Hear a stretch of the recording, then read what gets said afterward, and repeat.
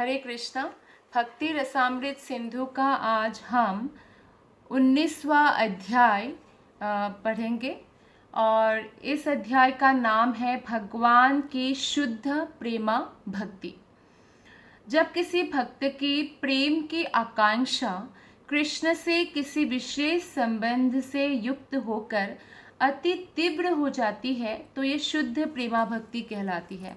जब गुरु की आज्ञा का पालन करने से और भक्ति के नियमों का दृढ़तापूर्वक पालन करने से गुरु कृष्ण कृपा से व्यक्ति भाव स्तर तक पहुंचते हैं, जो प्रेम स्तर की ठीक पहले की अवस्था है, और उसके बाद जो है वो शुद्ध प्रेमा भक्ति की अवस्था तक पहुंच जाते हैं। और इस अवस्था में भगवान के साथ जो भी संबंध है, जैसे कोई वात्सल्य भाव में भगवान को अपना लल्ला या पुत्र मानकर प्रेम करते हैं, कोई प्रेमी, कोई पति, कोई मालिक या स्वामी मानकर अर्थात वो दास्य भाव में करते हैं, कोई सखा मानकर करते हैं, तो ये संबंध जो है अत्यंत, ये भावना जो है अत्यंत तीव्र हो जाती है। और फिर वो एक भी क्षण जो है भगवान श्री कृष्ण के स्मरण या पूजन या सेवा के बिना नहीं बिताते। तो ऐसा शुद्ध प्रेमा भक्ति की अवस्था ही जो है हर मनुष्य जीवन का लक्ष्य है। प्रारंभ में भक्त अपने गुरु के आदेश के अनुसार भक्ति के विधि विधानों में लगा रहता है। तो कोई भी व्यक्ति अगर भक्ति में नए आते हैं तो उनको धैर्य धारण करना चाहिए, क्योंकि एकदम से एक ही दिन में शुद्ध प्रेमा भक्ति के स्तर तक नहीं पहुंचा जा सकता। भक्ति ग्रेजुअल प्रोसेस है। कई लोगों का तो कितने जन्मों बाद जो है ये स्तर आते हैं, लेकिन अगर हम गंभीरता पूर्वक इसी जीवन में लगे रहेंगे तो निश्चित रूप से हमें इस जीवन में भी उस स्तर तक पहुंच सकते हैं। तो पहले तो हमें प्रामाणिक गुरु का आश्रय लेना होगा, प्रामाणिक गुरु से दीक्षा लेना होगा और गुरु की आज्ञा को पालन करते हुए भक्ति के विधि विधानों में लगे रहना पड़ेगा। जब वो समस्त भौतिक कल्मश से पूर्णतया शुद्ध हो जाता है तो भक्ति के लिए अनुराग एवं रुचि विकसित होती है। भौतिक कल्मश से मुक्त हुए बिना ये तीव्र रुचि या तीव्र अनुराग उत्पन्न नहीं होता। यही अनुराग और रुचि जो है कालांतर में दृढ़ हो जाते हैं और दृढ़ होकर प्रेम बन जाते हैं। प्रेम शब्द वास्तव में भगवान के संबंध में ही प्रयुक्त किया गया है, जैसे कि चैतन्य चरितामृत फर्स्ट आदि लीला जो है उसके चौथा अध्याय के 165 श्लोका में बताया गया है। आत्मेन्द्रिय प्रीतिवांछा तारे बलिकाम, कृष्णेन्द्रिय प्रीति इच्छा धोरे प्रेम नाम। जब हम अपने इंद्रिय तृप्ति की इच्छा करते हैं तो उसको काम कहा गया है, इंग्लिश में लस्ट कहा गया है। और जब हम कृष्ण की इंद्रियों की तृप्ति की इच्छा करें तो उसे प्रेम कहा गया है। तो यहाँ पे इसलिए बताया गया है कि ये जो प्रेम शब्द है ये भगवान के संबंध में ही केवल प्रयुक्त किया गया है। यद्यपि हम एक मनुष्य दूसरे मनुष्य को ऐसे बोलते हैं कि हम आपसे बहुत प्रेम करते हैं, लेकिन एक्चुअली ये प्रेम शब्द भौतिक जगत में तनिक भी व्यवहार्य नहीं है, ये आध्यात्मिक जगत का शब्द है। भौतिक जगत में प्रेम तो काम ही होता है। जैसे माता है तो पुत्र से उनका जो मोह है वो अगर आध्यात्मिक लेवल पर नहीं है, भौतिक लेवल पर है, तो वो भी काम ही माना जाता है। या कोई भी प्रकार का भौतिक जो मोह होता है, आकर्षण होता है, पति पत्नी हो, चाहे माता पिता का बच्चों के प्रति हो, चाहे मित्र का मित्र से हो, तो अगर वो कृष्णा कॉन्शियसनेस में नहीं है तो फिर वो काम ही माना जाता है।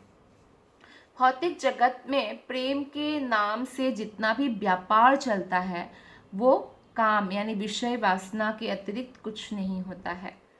प्रेम तथा काम के बीच जमीन आसमान का अंतर होता है। जैसे सोना और लोहा, कोई आपको सोने का जैसे आपको सोने का कुछ हार दे और लोहे का हार दे, तो लोहे का हार कौन स्वीकार करता है? जिसको ज्ञान है कि ये लोहा है। तो उसी प्रकार से जब भक्तों को ये ज्ञान हो जाता है कि असली प्रेम तो कृष्ण के संबंध में ही प्रयुक्त किया जाता है, तो उस प्रेम के स्तर तक पहुंचने का वो प्रयत्न करते हैं। हर जन्म में हमें कोई ना कोई संबंध मिलता है और हर जन्म में वो संबंध बदलता रहता है, लेकिन भगवान के साथ जो हमारा शाश्वत संबंध है आत्मा का, वो कभी भी नहीं बदलता। तो इसलिए हमें भगवान के प्रति प्रेम का डेवलपमेंट करना या प्रेम का जो है भाव उत्पन्न करना हमारे हृदय में अत्यंत आवश्यक है। और उसको कभी भी काम के साथ तुलना नहीं करना चाहिए। भौतिक जो प्रेम कहा जाता है उसको एक्चुअली विषय वासना के आधार पर होता है, क्योंकि इंद्रिय तृप्ति के लिए होता है। कोई भी व्यक्ति जब दूसरे व्यक्ति से कुछ आशा करते हैं या उनका कुछ सेटिस्फेक्शन, जो भौतिक सेटिस्फेक्शन की आशा करते हैं, तो वो एक्चुअली काम ही माना जाता है। नारद पंचरात्र में स्पष्ट कहा गया है कि जब काम को परमेश्वर में पूर्णतया स्थानांतरित कर दिया जाता है और उनसे पूर्ण रूपेण आत्मीयता स्थापित कर ली जाती है, तो इसे भीष्म, प्रहलाद, उद्धव तथा नारद जैसे महापुरुष भगवान के प्रति शुद्ध प्रेम मानते हैं। तो ये बड़े बड़े भक्तों की बात है। भीष्मदेव सब शुद्धतम भक्त है। प्रहलाद महाराज, उद्धव, नारद मुनि जो कृष्ण के अतिशय प्रिय है। तो वो लोग प्रेम कहा है, किस चीज़ को कहा है? जब हमारे काम को, काम का मतलब सिर्फ स्त्री पुरुष का आकर्षण नहीं है, वो भी है, लेकिन काम का मतलब है भौतिक कामना, भौतिक वासना, भौतिक इच्छाएं। जब हम हमारी सारी इच्छाओं को कृष्ण के प्रति जो है स्थानांतरित कर देते हैं, यानी आध्यात्मिकीकरण कर देते हैं सारी इच्छाओं का, तब जो है वो भगवान से पूर्णतया आत्मीयता स्थापित कर लेते हैं और तब उसे शुद्ध प्रेम माना जाता है। भीष्म जैसे महापुरुषों ने बतलाया है कि भगवत प्रेम का अर्थ है किसी अन्य व्यक्ति के प्रति तथाकथित प्रेम का पूर्ण परित्याग। अर्थात जो भक्त है वो कृष्ण को ही सर्वोच्च प्रेम का अधिकारी मानते हैं। बहुत सारा ऐसा सर्वे निकला है जो मृत्यु के, कई बार लोगों का मृत्यु होने वाला होता है और मृत्यु के मुंह से वो वापस आ जाता है, या मृत्यु हो जाता है फिर वापस आता है, ऐसा भी केसेस है। तो उनको जब पूछा जाता है कि मृत्यु के समय आपको कौन याद आए थे, तो अलग अलग लोग जो है इंटरव्यू में अलग अलग बोला। जैसे मेरे बच्चे याद आए थे, मेरी पत्नी, मेरी प्रेमिका, या मेरे पति, मेरे माता पिता। तो इसका मतलब यह है कि मृत्यु के समय आपको वही स्मरण हो सकता है जिससे आप सबसे अधिक प्रेम करें। तो भक्त जो है सबसे अधिक प्रेम कृष्ण से ही कर सकते हैं, कृष्ण से ही करने का जो है वो लोग अभ्यास करते हैं। क्योंकि अंतकाले जब हम कृष्ण का नाम स्मरण करते हैं, कृष्ण को स्मरण करते हैं, तब हम जन्म मृत्यु के चक्र से मुक्त होकर भगवत धाम जा सकते हैं। तो इसलिए हमें ऐसा अभ्यास करना है जीवन भर कि हम कृष्ण को मृत्यु के समय स्मरण कर पाए। तभी होगा जब हम भगवान को ही सबसे अधिक प्रेम करेंगे और प्रेम का सर्वोच्च प्रतीक केवल भगवान को मानेंगे। तो हर आत्मा का ये कर्तव्य है कि वो भगवान के प्रति प्रेम हृदय में विकसित करे, इससे उनका आत्यांतिक कल्याण होता है। तो अन्य व्यक्तियों के प्रति जो उनका भौतिक आकर्षण है उसका पूर्णतया परित्याग करना होता है। भीष्म के अनुसार प्रेम का अर्थ है किसी अन्य व्यक्ति के प्रति सारे ममता यानी आकर्षण को हटाकर किसी एक व्यक्ति कृष्ण पर जो है स्नेह को स्थापित कर देना। यह शुद्ध प्रेम दो अवस्थाओं के अंतर्गत भगवान में स्थानांतरित किया जा सकता है, एक तो भाव से और दूसरा भगवान की अहेतुकी कृपा से। तो कृष्ण की अहेतुकी कृपा से भी जो है हम भगवान के प्रेम को प्राप्त करते हैं। भाव से कैसे? प्रामाणिक गुरु के निर्देशन में शास्त्रों में दिए गए भक्ति के विधि विधानों का पालन करके भगवान के भाव प्रेम को प्रबलता पूर्वक विकसित किया जा सकता है। यानी शुद्ध भक्त जो है, गुरु, प्रामाणिक गुरु, उनके संगति में रहकर, उनके आश्रय में रहकर, उनकी आज्ञा को पालन करते हुए धीरे धीरे जो है वो भाव प्रेम को विकसित करते हैं। श्रीमद् भागवतम में 11वां स्कंद 2 अध्याय 40वां श्लोक में बताया गया है वैदी भक्ति के पालन के कारण विकसित इस भाव प्रेम के बारे में। वैदी भक्ति के पालन के समय भक्त में स्वाभाविक कृष्ण चेतना विकसित होती है। वैदी भक्ति मतलब जब हम विधि विधानों का श्रद्धा पूर्वक पालन करने लगते हैं, दृढ़ता पूर्वक, तो स्वतः ही हमारे हृदय में कृष्ण के प्रति जो है आकर्षण विकसित हो जाती है।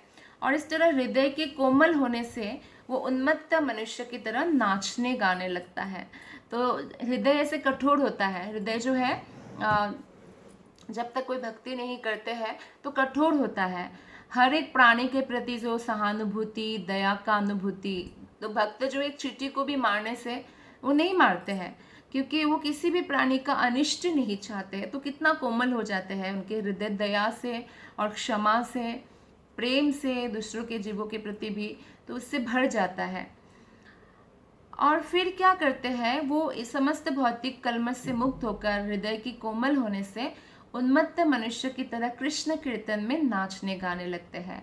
तो भगवान नाम की कीर्तन करते हुए कभी कभी वो चिल्लाता है गौरांग, ऐसे गौरांग ऐसे चिल्लाते हैं डांस करते करते, और कभी कभी बहकी बहकी बातें करते हैं, और कभी गाता है तो कभी किसी बाहरी मनुष्य की परवाह ना करते हुए पागल मनुष्य की तरह नाचता है। तो ये प्रेम जो भगवान से होता है, तो भी उनका ऐसा स्थिति होता है कि लोग बोलते हैं ना कि भौतिक जिससे किसी से प्रेम हो जाए तो इनको भूख नहीं लग रही है, सो नहीं पा रहे। तो भगवान से जब प्रेम हो जाते हैं तो एक व्यक्ति इतने दिव्य आनंद में रहने लग जाते हैं, उनको जो है एक प्रकार से एक शब्द है बिंदास, तो वो बिल्कुल बिंदास जीवन जीते हैं। उनको बिल्कुल भी किसी भी चीज़ का उनको परवाह नहीं होता, या भौतिक चीज़ें मुझे मिल रही है नहीं मिल रही है, या भौतिक आकर्षण का सब कुछ होने के बाद भी आसपास उनको आकर्षण नहीं होता। पद्म पुराण में रागानुगा प्रेम से विकसित भाव प्रेम के विषय में एक वक्तव्य पाया जाता है। एक प्रसिद्ध सुमुखी कन्या चंद्रकांति कृष्ण को पति रूप में पाने के लिए पूर्ण ब्रह्मचर्य का पालन करती थी।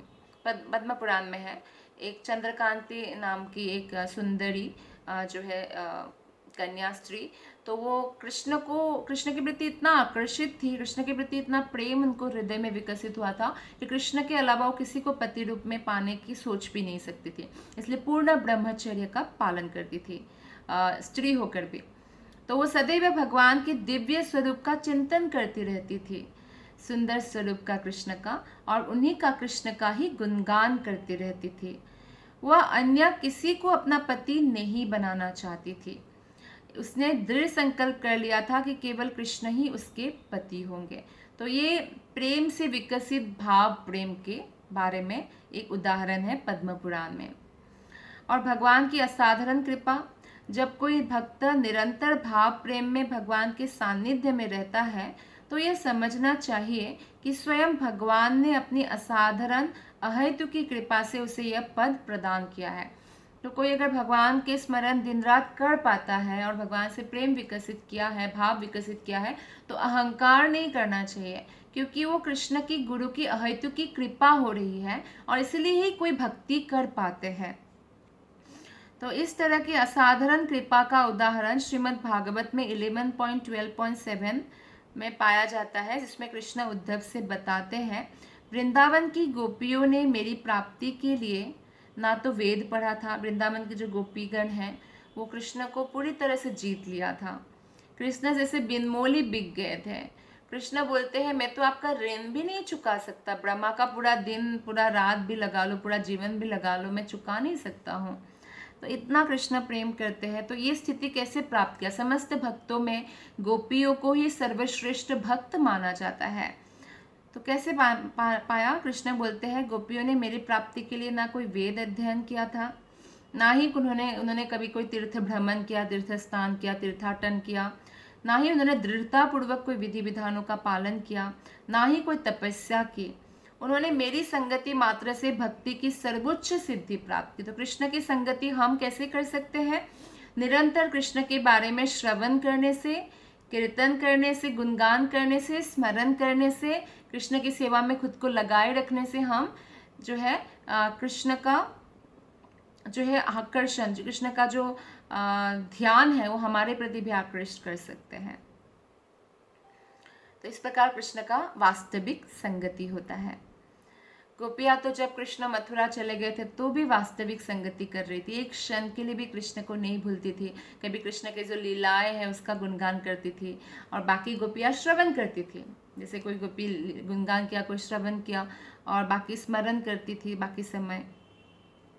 पद्म पुराण की चंद्रकांति तथा श्रीमद् भागवत की गोपियों के उदाहरण से यह प्रतीत होता है कि जो भक्त सदैव कृष्ण का चिंतन करता है, एवं उनके भाव प्रेम में अपनी स्थिति की परवाह ना करते हुए निरंतर उनका गुणगान करता रहता है, उसे कृष्ण की असाधारण कृपा के कारण अनन्य भक्ति की सर्वोच्च सिद्धि प्राप्त होगी ही होगी। तो कुछ भी स्थिति हो, वो हमेशा कृष्ण के चिंतन में मग्न रहता है। कोई भी वस्तु जब आप चिंतन करते रहते हैं ना, ध्यान करते रहते हैं, तो वो चीज़ जो है, जैसे कि एग्जाम्पल, एक 16 साल का लड़का, एक 16 साल की लड़की, वो लोग इतना मिल नहीं पाते, बहुत रेस्ट्रिक्शंस है फैमिली का, लेकिन वो लोग अगर एक दूसरे के प्रति थोड़ा सा आकर्षण अनुभव किया, फिर एक दूसरे के बारे में सोचते रहते हैं, सोचते रहते उनका प्रेम बहुत पीक पर पहुंच जाता है। कि कई बार वो लोग तो इतने कम उम्र में, पढ़ाई हुआ नहीं है अभी, पेरेंट्स अगेंस्ट है, तो भाग भी जाते हैं घर छोड़ के। मतलब कितना ज़्यादा तीव्र हो जाता है चिंतन करने से उनके बीच में जो आकर्षण है। तो ऐसा ही कोई व्यक्ति, जैसे कुछ लक्ष्य को प्राप्त करना है, मान लीजिए उसको आईएएस ऑफिसर बनना है, तो वो जो भी एग्ज़ाम है उसका, वो देने के लिए प्रयत्न भी करते हैं और चिंतन करते रहते हैं इस विषय पर कि मुझे ये गोल है, मेरा ये लक्ष्य है, मुझे प्राप्त करना है, करना है, करना है। तो तीव्र आकर्षण उत्पन्न हो जाता है। कई बार ऐसा होता है, व्यक्ति का एक लक्ष्य होता है और जब वो लक्ष्य को प्राप्त नहीं कर पाता है, किसी भी वजह से जो है उसका करियर रुक जाता है, तो आत्महत्या तक कर लेते हैं। मतलब कितना प्रबल हो जाता है चिंतन करते रहने से। ये तो भौतिक उदाहरण है। अगर हम ये जो तरीका है चिंतन का, ये कृष्ण के चिंतन कार्य में अपने मन को लगाए, ये मन का सही उपयोग है, तो निश्चित रूप से हमें सर्वोच्च सिद्धि प्राप्त होगी ही होगी, क्योंकि तब कृष्ण की हमें असाधारण कृपा मिलती है। इसकी पुष्टि श्रीमद् भागवतम में हुई है। यदि कोई व्यक्ति भगवान हरि की पूजा करता है, उनकी उपासना करता है और उनसे प्रेम करता है, तो यह समझ लेना चाहिए कि उसने सभी प्रकार के तप तथा आत्म साक्षात्कार की विधियों को पूरा कर लिया है। तो इस जन्म में जिन्होंने भी कृष्ण की सेवा करना शुरू किया है, हमें उनको साधारण नहीं समझना चाहिए। वो लोग पूर्व जन्म में समस्त कार्य करके आए हैं। वो तीर्थ स्नान आदि करके आए हैं, वेद अध्ययन, सारा वेद अध्ययन करके आए, सारा यज्ञ आदि करके आए हैं, समस्त आर्यों का जो सदाचार है सब पालन करके आए हैं।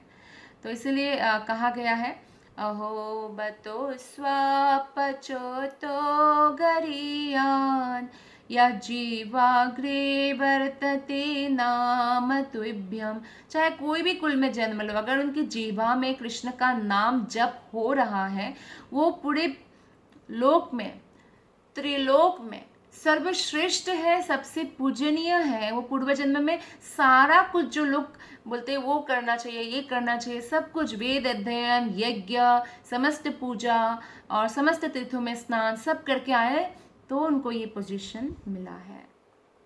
ऐसा समझना चाहिए, ऐसे सम्मान भी देना चाहिए। दूसरी ओर यदि सभी प्रकार की तपस्याओं, बहुत लोगों ने बहुत सारा तपस्या किया, योगाभ्यास किया, उसके बाद भी उसमें हरि के लिए प्रेम विकसित नहीं होता, तो उसके सारे कृत्य व्यर्थ है। तो ऐसे तपस्या का कोई लाभ नहीं है। इसलिए नारद पंचरात्र में बताया गया है कि आराधितो यदि हरि तपसा तत किम, न आराधितो यदि हरि तपसा तत किम, अंतर्बहिर्यदि हरि तपसा तत किम, ना अंतर्बहिर्यदि हरि तपसा तत किम। अगर आप हरि की आराधना कर रहे हो तो कोई और तपस्या की क्या जरूरत है। लेकिन अगर आप हरि की आराधना नहीं कर रहे हो तो तपस्या की क्या जरूरत है, क्योंकि उस तपस्या से कोई लाभ नहीं होगा आपको, भगवत धाम तो नहीं जा सकते। अगर अंतर बहिर हरि ही हरि है, अंतर बहिर आप हरि के कॉन्शियसनेस में है, चेतना में है, तो तपस्या की क्या जरूरत है। लेकिन अंतर बहिर, भीतर हृदय में, बाहर जो है आपके कार्य में, आपके चिंतन में हरि है ही नहीं, तो फिर तपस्या की क्या आवश्यकता है। तो इस प्रकार से जो है नारद पंचरात्र में बताया गया है। तो यानी हमारा उपासना, हमारा हर कार्य कृष्ण के लिए होना चाहिए, नहीं तो व्यर्थ ही चला जाता है। यदि कोई व्यक्ति कृष्ण को निरंतर भीतर बाहर देखता है, तो समझना चाहिए कि वो आत्म साक्षात्कार के सारे तपों से परे हो चुका है।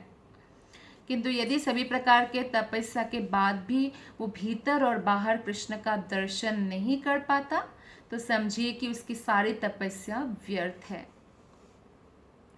तो कृष्ण के प्रति रागानुगा आकर्षण, जिसे भगवान की असाधारण कृपा के ही कारण बतलाया जाता है, दो प्रकार का होता है। पहला, भगवान की महानता के प्रति अतीव आदर, कि कृष्ण महान है, और इस भावना के प्रति तीव्र आदर, अतीव आदर, स्ट्रॉन्ग रिस्पेक्ट।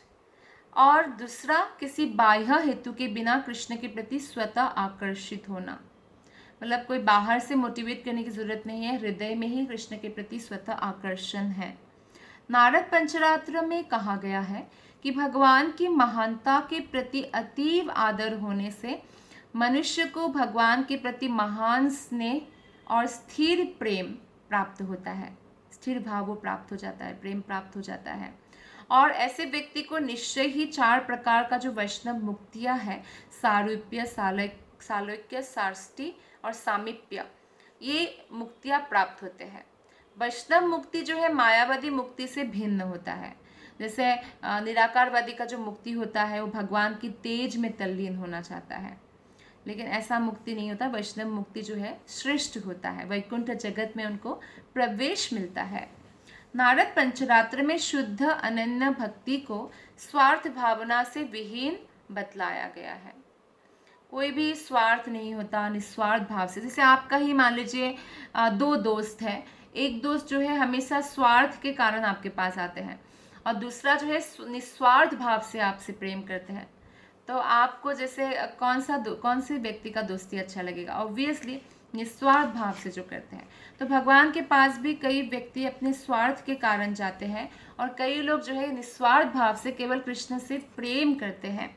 तो ये स्वार्थ भावना से विहीन जब व्यक्ति हो जाता है तो ये शुद्ध अवस्था को, दिव्य अवस्था को प्राप्त करता है। यदि भक्त भगवान कृष्ण से निरंतर प्रेम करता है और उसका मन सदा उन्हीं पर स्थिर रहता है, तो एकमात्र यही भक्तिमय प्रवृत्ति भगवान के ध्यान को आकर्षित करने वाली सिद्ध होंगी। देखिए, प्राइम मिनिस्टर का नाम सभी जानते हैं हमारे देश में, तो आप अगर बोले कि हम प्राइम मिनिस्टर को जानते हैं तो इससे कोई फर्क नहीं पड़ता है। लेकिन अगर प्राइम मिनिस्टर आपको देखना चाहते हैं, प्राइम मिनिस्टर आपसे मिलना चाहते हैं, वो बहुत खास होगा, राइट? ठीक उसी प्रकार से ये एक उदाहरण है। तो ऐसे भगवान जो है समस्त राजाओं के भी राजा हैं, वो समस्त लोगों के जो है एकमात्र जो है राजा है। तो अगर भगवान हमें देखना चाहे, हम भगवान को दर्शन करना चाहते ही चाहते, सब लोग चाहते हैं, सब भक्त चाहते हैं, लेकिन भगवान हमारे पास आए हमें मिलने के लिए, तो ये बहुत बड़ी बात है। तो कैसे होगा ये? जब भगवान आकृष्ट होंगे। तो इसलिए श्रील प्रभुपाद कहते हैं कि भगवान को दर्शन करने की जो अभिलाषा है, उससे ज़्यादा ये अभिलाषा रखना चाहिए कि आप ऐसे भगवान की सेवा करो, ऐसे कृष्ण से प्रेम करो कि कृष्ण आपको देखने आए, मिलने आए। तो ये शुद्ध वैष्णव है। तो वो स्वार्थ में नहीं होते। अगर मान लीजिए कोई भौतिक इच्छा से भी भगवान कृष्ण के पास जाते हैं, वो भी अच्छा ही है, क्योंकि किसी और के पास जाने से अच्छा वो कृष्ण के पास तो आए हैं, तो धीरे धीरे जो है वो शुद्ध भक्ति प्राप्त कर ही लेते हैं, शुद्ध हो ही जाते हैं, क्योंकि कृष्ण की भक्ति में वो किसी भी तरह से लगा हुआ होता है। तो दूसरे शब्दों में जो वैष्णव निरंतर भगवान के स्वरूप का ध्यान करता है वही शुद्ध वैष्णव है। सामान्यतः जो भक्त भक्ति के कठोर विधि विधानों का पालन करने के कारण भगवान की अहेतुकी कृपा प्राप्त कर लेता है, वो भगवान की महानता, उनके दिव्य सौंदर्य और रागानुगा भक्ति के प्रति आकृष्ट होता है। अधिक स्पष्ट करना चाहे तो कहा जा सकता है कि भक्ति के नियमों का पालन करने से मनुष्य भगवान के दिव्य सौंदर्य को भली भांति पहचान सकते हैं। तो इसलिए भक्ति के नियमों को पालन करना अत्यंत आवश्यक है। इससे हम भगवान को समझ सकते हैं, भगवान को पहचान सकते हैं, भगवान की जो है महानता को जान सकते हैं। कुछ भी हो, भक्त पर भगवान की असाधारण कृपा के द्वारा ही ऐसे उच्च पद संभव है। नेक्स्ट पॉइंट है शुद्ध भक्तों की संगति। यद्यपि भगवत प्रेम विकसित करने की अनेक विधियों का व्याख्या की जा चुकी है, किंतु अब श्रील रूप गोस्वामी जो है वो बताते हैं कि जो उच्च पद है कृष्ण प्रेम प्राप्त करने का, तो ये उच्च पद कैसे प्राप्त किया जा सकता है। ईश्वर के लिए भाव प्रेम की शुरुआत जो है मूलतः श्रद्धा है। तो ये भक्ति का जो है 9 स्टेज है, या आप बोल सकते हैं कि 9 सीढ़ियाँ हैं एक प्रकार से प्रेम तक पहुँचने का जो है। ये एक एक सीढ़ी हमें क्रॉस करना होता है। भक्ति रसामृत सिंधु में 1.4.15 और 16 श्लोका में बताया गया है। आदौ श्रद्धा ततः साधु संग यथा भजन क्रिया ततो अनर्थ निवृत्ति स्यात् ततो निष्ठा रुचि ततः अथासक्तिः ततो भाव ततः प्रेमाभ्युदञ्चति साधकानामयं प्रेम्णा प्रादुर्भावे भवित क्रमः। सबसे पहला जो है चीज़ है श्रद्धा। अगर व्यक्ति के अंदर ये इच्छा है कि मैं भगवान को प्राप्त करूं, इसको श्रद्धा कहा जाता है। तो श्रद्धा जब किसी व्यक्ति के हृदय में होता है भगवान के प्रति, तो फिर वो साधुओं का संग करते हैं, भक्तों का संग करते हैं, और भक्ति का जो ये प्रोसेस है वो उसको सीखते हैं। उनके गाइडेंस के अनुसार वो आध्यात्मिक अभ्यास में लगे रहते हैं, भक्ति के अभ्यास में लगे रहते हैं। थर्ड स्टेज आता है भजन क्रिया। भजन क्रिया में वो जो है गुरु का आश्रय ग्रहण करते हैं, गुरु की आज्ञा का पालन करते हैं, और श्रवण कीर्तन, विष्णु स्मरणम, हरे कृष्ण महामंत्र का जप आदि भक्तिमूलक कार्य में लग जाते हैं पूरी तरह से। नेक्स्ट स्टेज आता है जब वो भक्तिमूलक कार्य में लग जाता है तो अनर्थ निवृत्ति। अनर्थ निवृत्ति का मतलब होता है जो भौतिक आसक्ति है वो धीरे धीरे उनके हृदय से निकलने लगता है। काम, क्रोध, लोभ, मोह, मद, मत्सरी, ये सब भी अनर्थ है। नेक्स्ट 5वां स्टेज आता है निष्ठा। तो अनर्थ निवृत्ति जब हो जाता है, ये थोड़ा लंबा प्रोसेस है क्योंकि इतने जन्मों से अनर्थ होते हैं, तो भक्ति की तीव्रता पर डिपेंड करता है कि कितना जल्दी वो अनर्थों से मुक्त हो जाएंगे। अगर मुक्त हो गए तो नेक्स्ट स्टेज आएगा निष्ठा। निष्ठा मतलब भक्ति में एकदम स्थिर हो जाना। 6th स्टेज है रुचि। रुचि में हम एक रुचि डेवलप करते हैं, रुचि विकसित होता है, एक टेस्ट डेवलप करते हैं कि कृष्ण के बारे में और अधिक श्रवण करें, और अधिक श्रवण करें, और अधिक श्रवण करें, या कृष्ण की और अधिक सेवा करें, ऐसा रुचि उत्पन्न होता है। 7वां स्टेज है भक्ति का आसक्ति, यानी कृष्ण से उनको आसक्ति हो जाती है। 8वां स्टेज होता है भाव, यानी ये जो प्रेम है, शुद्ध प्रेम है, उससे ठीक पहले का जो है ये स्तर है, और इस स्तर में वो ऐसा लालसा उत्पन्न होता है उनके हृदय में कि वो भगवान को जो है प्राप्त करना चाहते हैं, कृष्ण प्रेम प्राप्त करना चाहते हैं।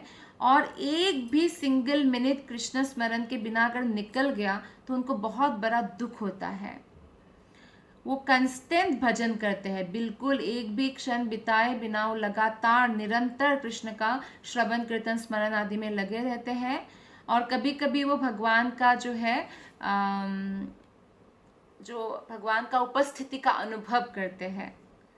और जो नेक्स्ट स्टेज है 9th स्टेज, जो सर्वोच्च स्टेज है, जो अभी हम अध्याय पढ़ रहे हैं प्रेम के ऊपर, तो प्रेम में ये एकदम शुद्धतम अवस्था है और शुद्धतम प्रेम है भगवान के लिए। और इस स्टेज को हम प्राप्त करते हैं गुरु की विशेष कृपा से। और गुरु जो है अपने पूर्ण समर्पित शिष्य को ये प्रेम प्रदान करते हैं। और उसके बाद जो है वो व्यक्ति जिन्होंने ये प्रेम डेवलप किया गुरु की कृपा से, तो वो भगवत धाम गोलक वृंदावन में प्रवेश पा सकते हैं।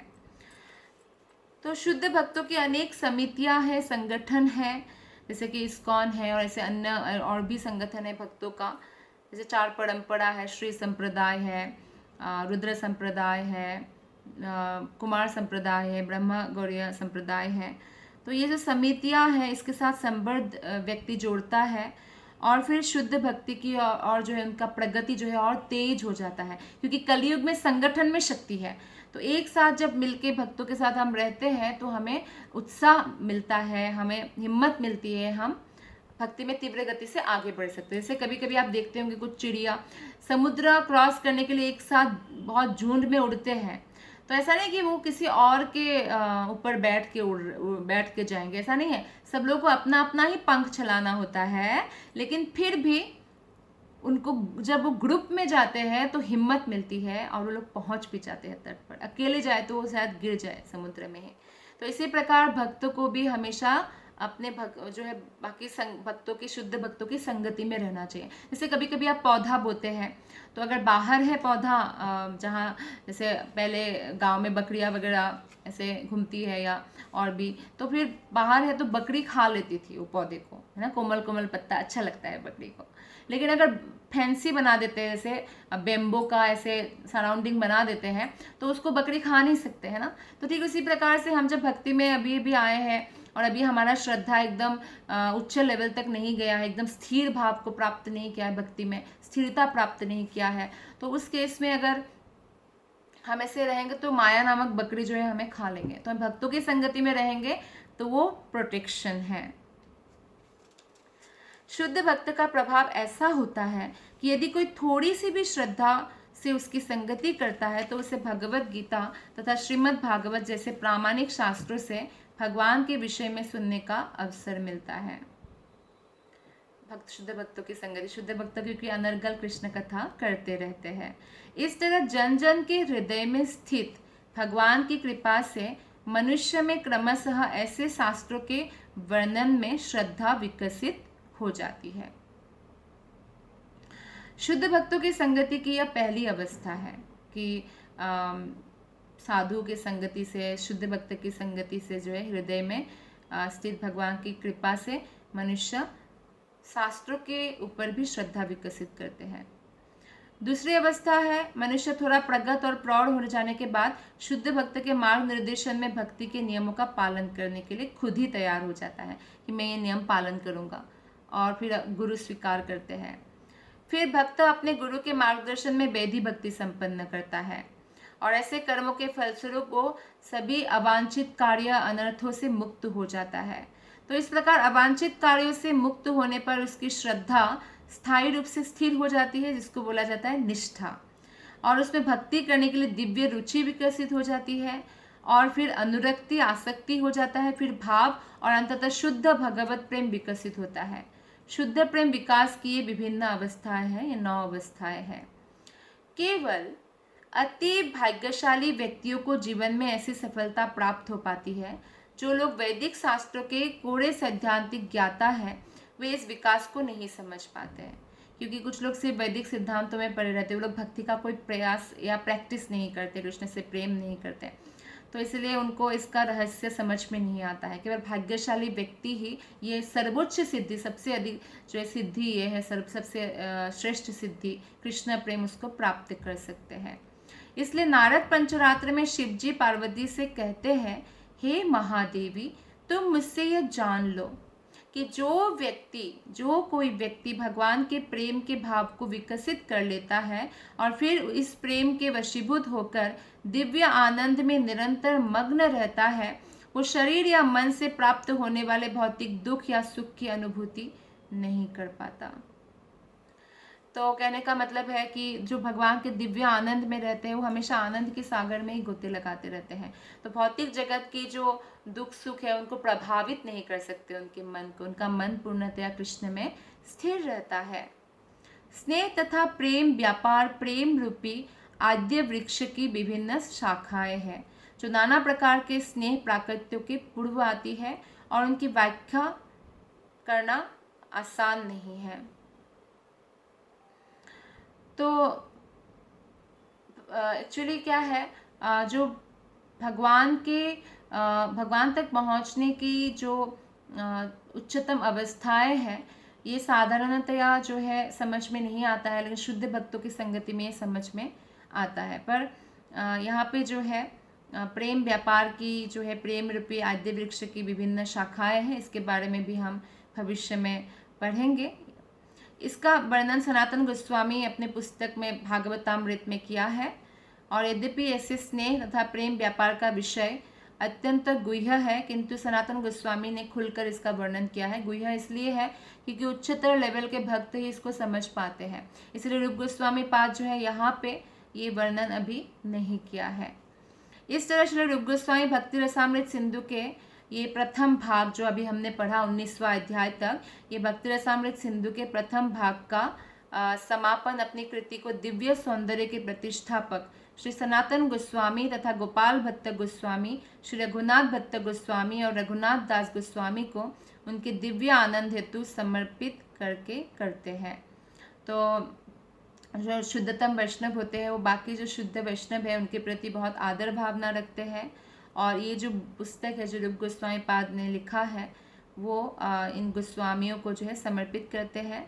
इस कथन से लगता है कि जब भक्ति रसामृत सिंधु लिखा गया था तब महान भक्त श्रील जीव गोस्वामी सक्रिय नहीं हो पाए थे। तो इस प्रकार भक्ति रसामृत सिंधु के प्रथम भाग का भगवान के प्रति भाव प्रेम के वर्णन तक, जिसे आगे और भी दिया जाएगा, ये भक्ति वेदांत संक्षिप्त अध्ययन पूर्ण हुआ। आप सबका बहुत बहुत धन्यवाद। हरे कृष्णा।